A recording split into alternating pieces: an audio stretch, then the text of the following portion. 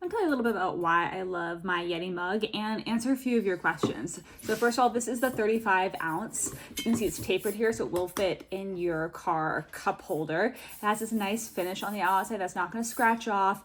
And the best thing about it is it's dishwasher safe, so they don't need more things to do. I can just throw it in the dishwasher. Speaking of, this is a clear straw. And what's great about the clear straw is when you stick in the dishwasher, you can see if it really gets cleans.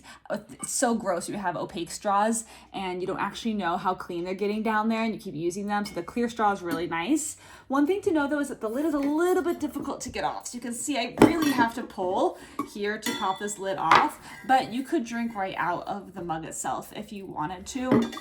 And you can see that this is just a hole here for the straw. So if you don't have the straw and you just have the lid, it's not going to be spill proof. So you really need to have the straw in here with this lid if you're going to use it like that. And there is some gapping around it. So I have a little bit of water in here. Let me show you how. So it's going to come out of the straw and a little bit out of the sides there too.